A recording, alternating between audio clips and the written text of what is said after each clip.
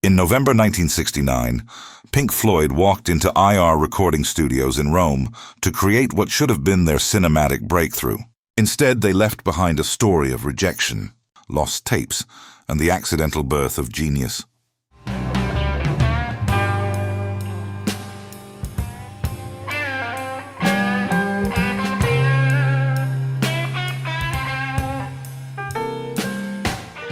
They were hired by legendary director Michelangelo Antonioni to score his first American film, Zabriskie Point, a visual meditation on counterculture and the crumbling American dream. Roger Waters later said, "We could have finished the thing in about 5 days."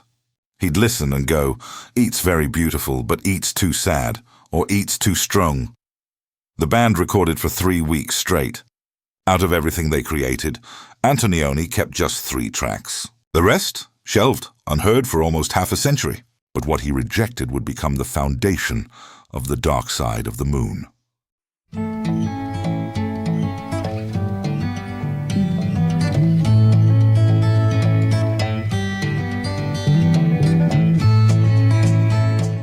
From November 15th through December 12th, 1969, Floyd tracked music at IR Studios before returning to Abbey Road for overdubs. They worked on 4-track Studer J37 tape machines, the same gear used on Sgt. Pepper's. They mixed through Abbey Road's RayDD Pfaffen console and used the EMT 140 plate reverb, giving their sound that signature spacious warmth. Rick Wright even brought one of the first portable synths ever made, the EMS VCS-3, with its matrix patchboard and joystick controller. It was cutting-edge technology for 1970, and they were experimenting with it in real time.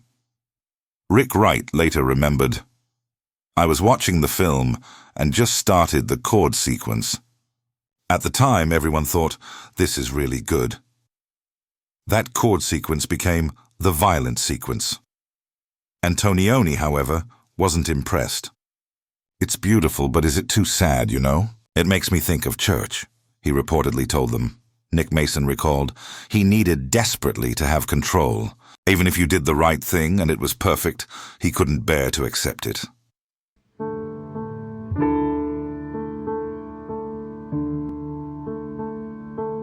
Antonioni wanted American rage, not British melancholy. The piece was rejected, but 3 years later, it would re-emerge as Us and Them, the emotional core of the dark side of the moon, an album that would spend 937 weeks on the Billboard charts. Antonioni accepted only 3 songs: Heartbeat, Pigmeat, Crumbling Land, and Come In, number 51. Your Time Is Up, essentially a reimagined Careful With That Axe, with Roger Waters' iconic scream.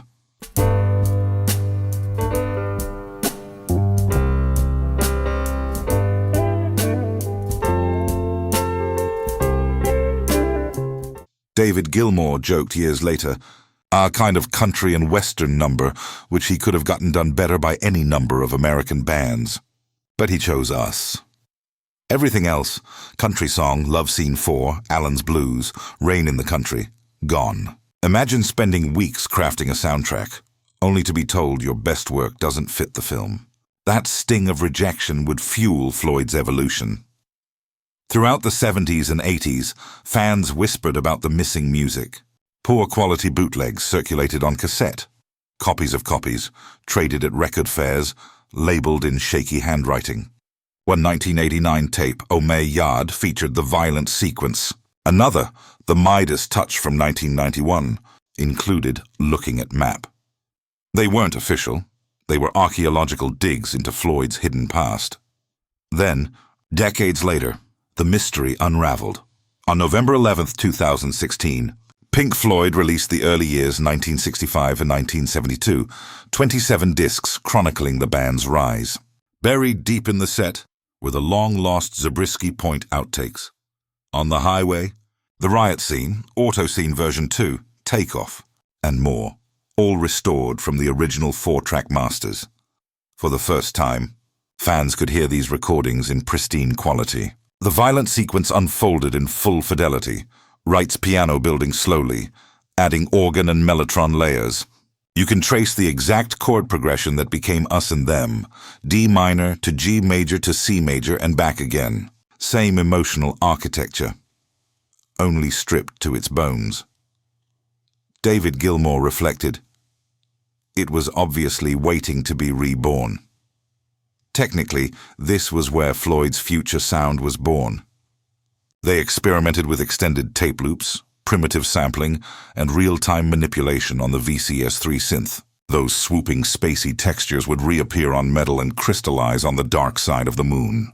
Even Country Song, a gentle acoustic track with Gilmour and Wright playing unadorned melodies, hinted at the emotional intimacy the band would master later in Wish You Were Here. Antonioni dismissed it as too soft. But that softness became Pink Floyd's strength.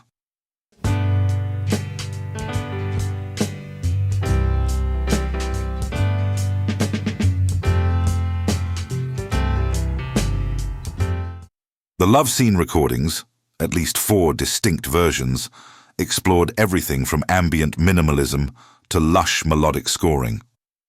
Antonioni used none of them, preferring silence.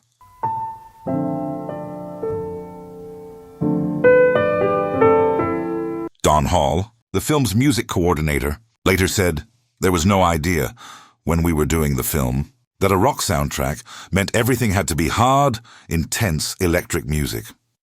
Ironically, those experiments taught Floyd how to use silence as music. To this day, some historians argue Antonioni was right, that the rejected tracks, though beautiful, might have overwhelmed the film's imagery. But to Roger Waters, the experience was infuriating. He called the project frustrating, saying Antonioni didn't understand the band's vision. David Gilmour was more diplomatic, calling it a valuable lesson in how to compose for film versus for themselves. Nick Mason later summarized it best. The problem was that Michelangelo wanted total control, and since he couldn't make the music himself, he exercised control by selection. Still, that rejection became a creative turning point. Recording on 4-track meant every take was final. No unlimited overdubs, no digital fixes. They had to commit, to make bold choices, and that discipline shaped everything that followed. When the early years box set dropped, the world finally heard what Antonioni had thrown away. Music that sounded cinematic, confident, and emotionally complex, the missing link between Umaguma and the dark side of the moon. One critic summed it up. Riot Scene was later transformed by the band to superbly enriched effect in the song Us and Them on 1973's The Dark Side of the Moon. The Zabriskie Point sessions taught Pink Floyd how to build tension over long stretches, how to craft atmosphere, and how to let sound and silence coexist. What Antonioni rejected as too sad became the emotional DNA of one of the most successful albums ever recorded. Rick Wright's discarded piano idea turned into a song streamed over 400 million times. The experimental textures from those Rome sessions became the sonic blueprint for a band that would sell 45 million albums worldwide. Antonioni wanted American rage. Pink Floyd gave him British introspection. He rejected it, and in doing so, he unknowingly pushed them toward greatness.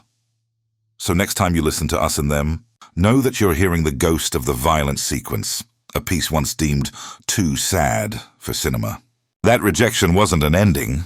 It was the spark that lit the dark side of the moon. Because Pink Floyd didn't just survive rejection, they turned it into one of rock's greatest triumphs.